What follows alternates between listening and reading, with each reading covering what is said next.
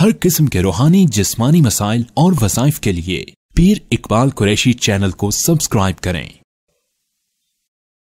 नहमदुहु व नुसल्ली व नुसल्लिमु अला रसूलिहिल करीम अम्मा बाद फ़अऊज़ु बिल्लाहि मिनश शैतानिर रजीम बिस्मिल्लाहिर रहमानिर रहीम वज़्कुर फिल किताबि मूसा इन्नहु काना मुख़लसन व काना रसूलन नबिय्या व नादैनाहु मिन जानिबित तूरिल अयमन व क़र्रबनाहु नजिय्या व वहबना लहू मिन रहमतिना अख़ाहु हारून नबिय्या सदक़ल्लाहुल अज़ीम।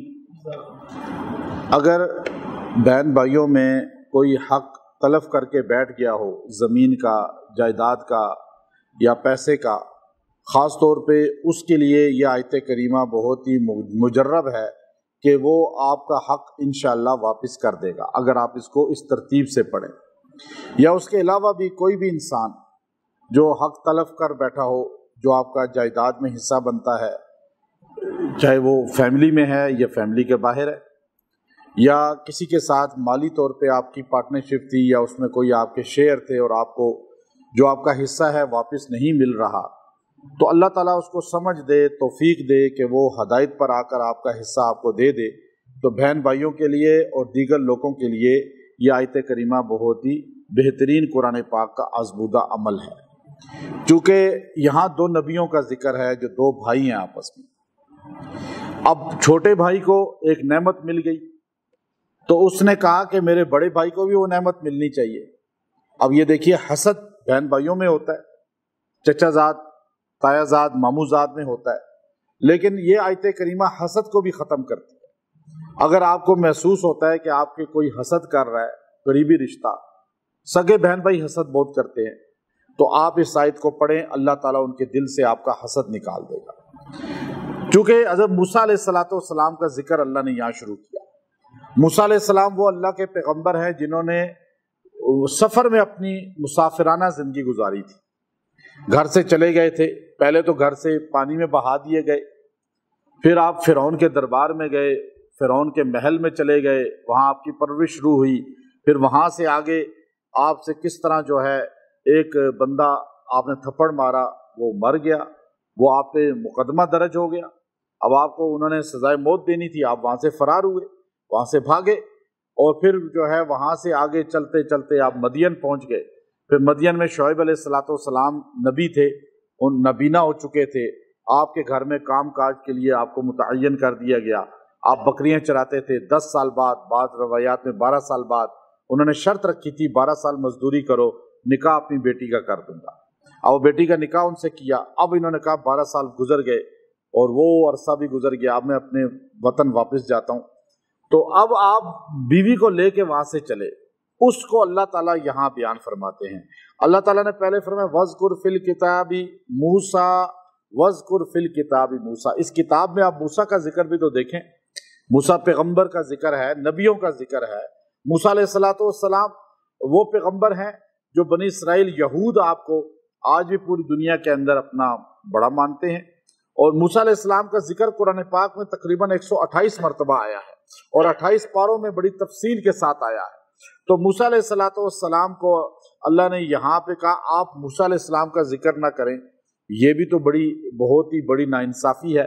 अब आप देखिए, सबसे वुसअत क़ल्ब वाले मुसलमान आपको मिलेंगे। पहले दर्जे में आपको 3 चीजें यहाँ पता चलेंगी। हक वालों की निशानी, जो इस साइड से आपको मैं अखज़ करके बता रहा हूँ, हक वाले कौन होते हैं। आप इस वक्त देखें, हर बंदा अपने आप को हक वाला समझ रहा है।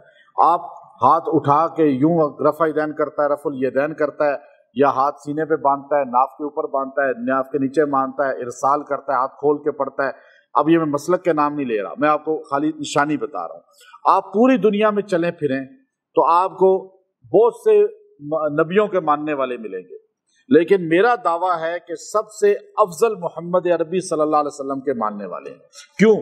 मैं कोई खाली जबान से दावा नहीं कर रहा, प्रैक्टिकली बता रहा हूँ कि आप देखें, हमारे दिल में ईसा अलैहिस्सलाम की मोहब्बत है, हमारे दिल में मूसा अलैहिस्सलाम की मोहब्बत है, हमारे दिल में इंजील की मोहब्बत है, तौरात की मोहब्बत है, ज़बूर की मोहब्बत है। एक मुसलमान खड़ा होकर कह दे मैं इंजील को नहीं मानता, कोई कह सकता है? कोई कह सकता है तौरात को नहीं मानता, कोई कह सकता है मैं ज़बूर को नहीं मानता, کوئی کہہ سکتا ہے موسیٰ کلیم اللہ کو نہیں مانتا، عیسیٰ روح اللہ کا نہیں مانتا۔ ہم سارے نبیوں ساری کتابوں پر ایمان رکھتے ہیں، ہمارا دل بڑا ہے، وسیع ہے۔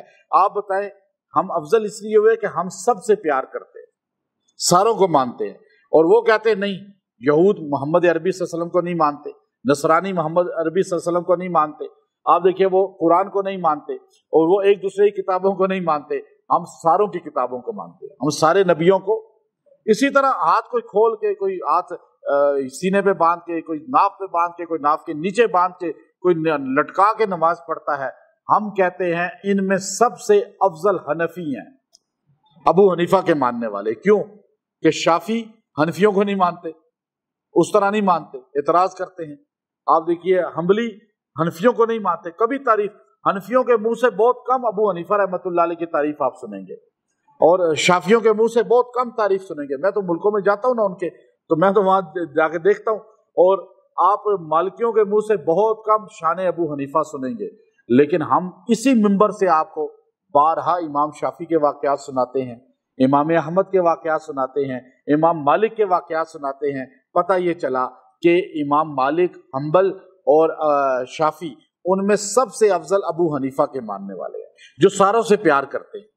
پھر ان میں بھی آگے حنفیوں میں بھی ایک وہ طبقہ ہے جو آپ یہ دیکھیے کہ جو بہت سے اندر مسلک ہیں، چھوٹے چھوٹے دو بڑے بنے ہوئے ہیں، لیکن ان میں بھی آپ دیکھیں ایک وہ ہے جو کہتا ہے جی ساروں سے پیار کرو، چاہے معین الدین چشتی اجمیری ہیں، چاہے شیخ عبد القادر جیلانی ہیں، چاہے وہ بہاؤالدین زکریہ ملتانی ہیں، چاہے وہ میر علی شاہ ہیں، چاہے مولانا اشرف علی تھانوی ہیں، چاہے وہ مولانا قاسم ننوتوی ہیں، ہم ساروں سے پیار کرتے ہیں۔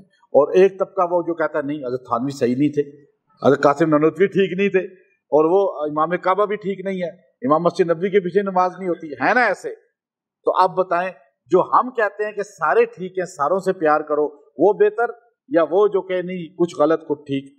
اب اس طرح جو ہاتھ لٹکا کے نماز پڑھتے ہیں وہ کہتے ہیں ابو بکر ٹھیک نہیں، عمر ٹھیک نہیں، عثمان ٹھیک نہیں، صرف مولا علی ٹھیک ہیں۔ ہم کہتے ہیں نہیں، مولا علی بھی ہماری آنکھوں کے تارے، عمر بن خطاب بھی ہماری آنکھوں کے تارے، اور عثمان غنی بھی ہماری آنکھوں کے تارے، ابو بکر صدیق بھی ہماری آنکھوں کے تارا۔ اب بتائیں سب سے زیادہ اعلیٰ ظرفی ابو حنیفہ کے ماننے، پہلے مسلمانوں میں دنیا میں، پھر ان میں ابو حنیفہ کے ماننے والوں میں، ان میں علماء دیوبند میں ہے۔ یہ میں آپ کو بڑے دعوے سے بتا رہا ہوں یہ بات، کیونکہ ہم کہتے ہیں ساروں سے پیار کرو۔ یہ تبلیغی جماعت والے کیسے ایک ایک بندے کے پیر پکڑ لیتے ہیں اور لوگوں کو کیسے نکال دیتے ہیں جماعت میں، یہ میں سمجھانے کے لیے آپ کو بات بتائی ہے۔ موسیٰ کلیم اللہ نے کہا ان کا ذکر تو دیکھو، وہ پیغمبر ایسے تھے کہ وہ جب اتنی مشقت کاٹ کے جب واپس آئے اور آئے تو اپنے گھر کی طرف چلے، انہو کان مخلصا، وہ میرے بڑے مخلص بندے تھے۔ یہ وہ بندہ جس کی تعریف اس کا مالک کر دے یہ میرا مخلص ہے، وہ اصل میں اللہ کا صحیح بندہ ہوتا ہے۔ اب ایک بندہ ملازمت کر رہا ہے کسی کے پاس، وہ بندہ اس سے تنگ ہے اور یہ اس سے تنگ ہے، تو مخلص وہ اس کو سمجھتا ہی نہیں، تو یہ بندگی نہیں ہے، یعنی نوکری بھی نہیں ہے دنیا میں۔ آپ سرکار کے نوکر ہیں، آپ حکومت میں، ہماری کیوں حکومت دیوالیہ ہو رہا ہے؟ ہماری حکومت میں کیوں دیوالیہ ہے کہ میں آپ کو، یہ ابھی بجٹ کا دور ہے، آپ کو میں بتاؤں انکم ٹیکس کے اندر آپ اگر ان کے بڑوں سے پوچھیں جو یہاں کے بڑے ہیں، میں ان کے نام نہیں لیتا، جو ہماری پورے انکم ٹیکس کی اوپر تک قیادت کر رہے ہیں، کہ اس ملک کا اتنا ٹیکس جمع ہو رہا ہے ایک ایک شہر کا کہ ملک کا قرضہ اتر سکتا ہے، لیکن وہ کہاں چلا جاتا ہے؟ وہ سارا غبن ہو جاتا ہے، سارا جو ہے بیچ میں ہائی جیک ہو جاتا ہے۔ بہت بڑی تعداد اس مہینے میں جتنا ہوتا ہے پیسے کا ہیر پھیر ملکی، اتنا کبھی پورے سال میں نہیں ہوتا۔ تو بتانا یہ مخلص نہیں ہے، نہ حکومت میں لوگ جو نوکری حکومت کی کر رہے ہیں، نہ پرائیویٹ۔ یا نبی اللہ کا بندہ ہوتا ہے، اللہ کی غلامی کرتا ہے، اللہ کی نوکری کرتا ہے۔ اللہ اپنے بندے کے بارے میں کہہ رہا ہے انہو کان مخلصا، یہ میرا مخلص بندہ تھا، تعریف اللہ ان کی کر رہا ہے۔ ہماری عبادت ایسی ہو کہ رب ہماری عبادت کی تعریف کرے۔ یہاں تو دکھلاوے کے لیے عبادت ہوتی ہے، صدقہ خیرات دکھلاوا، لائنیں لگتی ہیں، ویڈیو بنتی ہے، پھر اس کے بعد پتہ چلتا ہے یہ تھیلا دے رہے ہیں، ایک تھیلا راشن کا اور اتنے زکوٰۃ کے پیسے، تو یہ سارا ضائع ہو جاتا ہے۔ عبادت کوئی بھی کی جائے گی دکھلاوے کے لیے، حج کر کے آ رہے ہیں، ہار لٹکائے ہوئے ہیں اور ساروں کو بتا رہے جی میں حج کر آیا ہوں، حاجی الحاج، ضائع ہو گئی نماز۔ اب آپ نماز پڑھ کے نکلے ہیں، آپ نے کوئی نعرہ لگایا کہ میں نمازی ہوں، نماز پڑھ کے نکلا ہوں، عمرہ کر کے آئے تو نعرہ لگ گیا۔ یہ ساری چیزیں یہ اتنی ایسی ہیں جو ہماری عبادت کو ضائع کر دیتی ہیں۔ تو یہاں موسیٰ کلیم اللہ کتنی عرصہ گزار کے آئے، کوئی نہیں کہا یا اللہ تیرے لیے میں نے یہ سارا چھوڑا، میں 12 سال ادھر غلامی کرتا رہا، بکریاں چراتا رہا، ایک نبی کی غلامی میں نے کی ہے، شعیب علیہ السلام کی، نبی کے گھر میں نوکری کر رہا ہے۔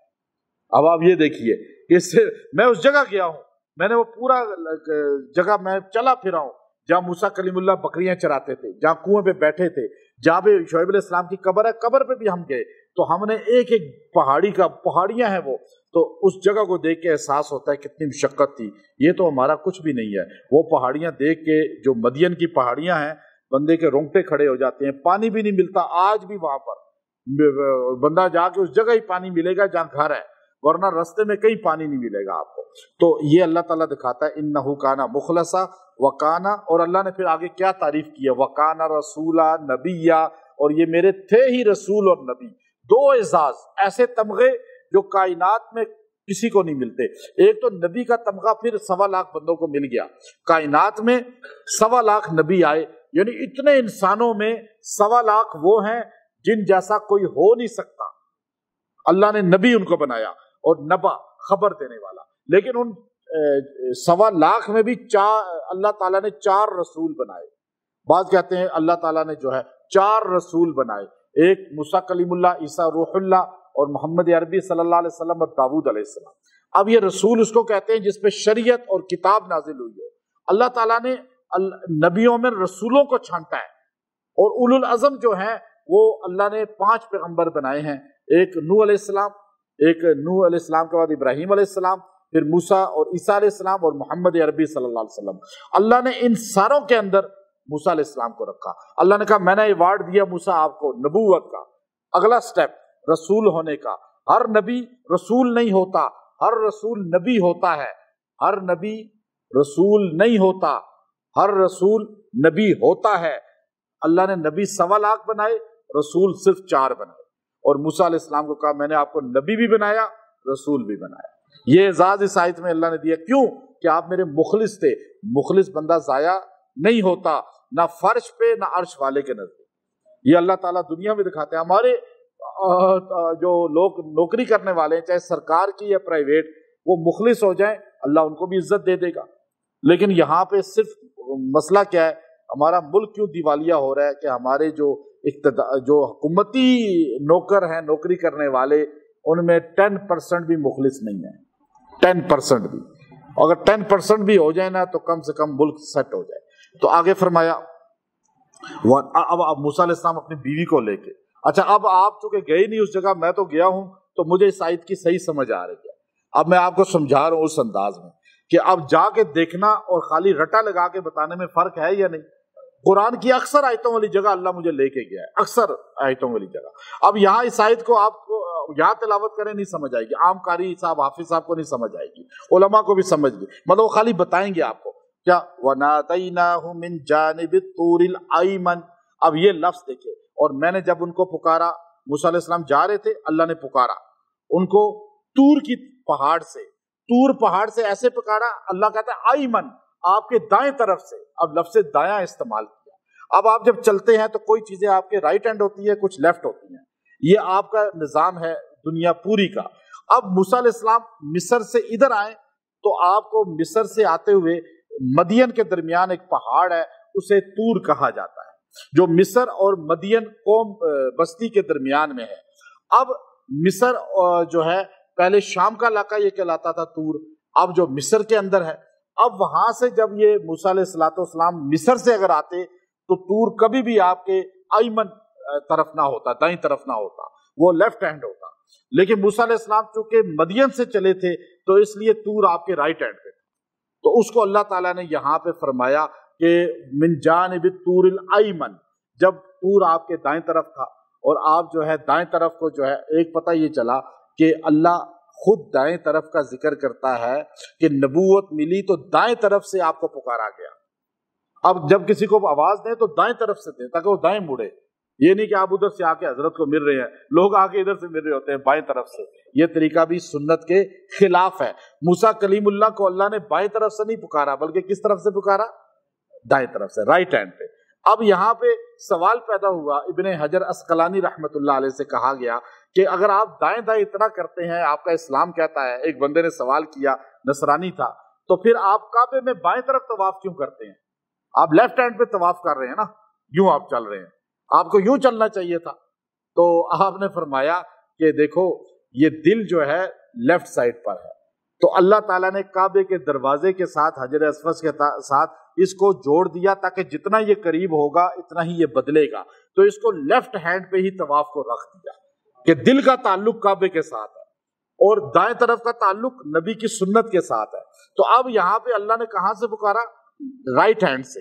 اللہ کہتا نا میں نے لیفٹ ہینڈ سے پکار لیا، اللہ نے کہا نہیں، کیونکہ ہر کام دائیں طرف سے شروع کریں۔ آپ چائے پیتے ہیں، چمچ ہلاتے ہیں، اب آپ یوں چمچ ہلا رہے ہیں، یہ چمچ نہ ہلائیں بلکہ یوں ہلائیں۔ اب آپ کہیں جی یہ کہاں سے ثابت ہے؟ میں حدیث نہیں دکھا سکتا، اور کوئی بندہ کہے جی ہر وظیفہ حدیث سے دکھائیں، آپ جو باتیں کر رہے ہیں حدیث سے دکھائیں۔ اب آپ مجھے کہیں کہ جی اس کے بارے میں حدیث بتائیں، یہ میں بہت بڑے اللہ والے تھے، انہوں نے یہ لفظ بولا تو انہوں نے یہ مثال دی تھی کہ آپ پیالی میں چمچ کو کیسے ہلائیں گے؟ یوں ہلائیں گے تو سنت کے خلاف، یوں ہلائیں گے تو سنت کے مطابق۔ کیوں؟ چائے تو حضور نے پی نہیں کبھی، چینی تو اس زمانے میں تھی نہیں، چمچ تو ہوتے ہی نہیں تھے مثال کے طور پہ، تو یہ سنت اس لیے کہ موسیٰ کلیم اللہ کو بھی رائٹ ہینڈ سے پکارا گیا تھا۔ آپ اس کو پکار رہے ہیں نا گویا کہ، اور آپ کسی کو آواز بھی دیں تو دائیں طرف سے ہو کر، یہ ایک سنت پتہ چل گئی، مسئلہ اخذ ہو گیا۔ ٹھیک ہے جی، یہاں سے آگے فرمایا اچھا اب آپ مدین سے آ رہے تھے اس طرح تو مصر جا رہے تھے تو طور ادھر آ رہا تھا، اگر آپ مصر سے آتے تو طور آپ کے ہی ساتھ پہ آتا۔ اب اللہ تعالیٰ نے اس ہاتھ کا بھی ذکر کیا، یہ اللہ کے قرآن پاک کی الوہیت ہے، اس کی بڑائی ہے، کبریائی ہے کہ اللہ تعالیٰ کس طرح اس اینگل کو بھی بیان کر رہے ہیں۔ پھر آگے اللہ رب العزت فرمایا وَقَرَّبْنَاهُ، پھر میں نے آپ کو اپنے قریب کر لیا، میں نے آپ کو کہا موسیٰ آ جاؤ طور پر، میرے قریب آ جاؤ۔ آپ آگ کو دے کے گئے، اللہ نے کہا میں اننی انا اللہ، میں آپ کا اللہ ہوں، اور پھر اللہ کو کہتا ہے میں نے قربناہ، قریب کیا، نجیہ، اور میں نے آپ سے کچھ راز کی باتیں کی جو اللہ اور اللہ کا رسول کر سکتا ہے، نبی کر سکتا ہے۔ اب کچھ راز کی باتیں ہمارے نبی اور اللہ کی ہیں، وہ اللہ جانے ہمارا نبی جانے۔ کاف ہا یا عین صاد الف لام میم، یہ جتنے ہا میم یا سین طہ، یہ سب راز ہیں کس کے؟ اللہ اور اللہ کے رسول کے۔ اللہ جانے، اللہ کا رسول جانے، ہم کچھ نہیں جانتے اس بارے میں۔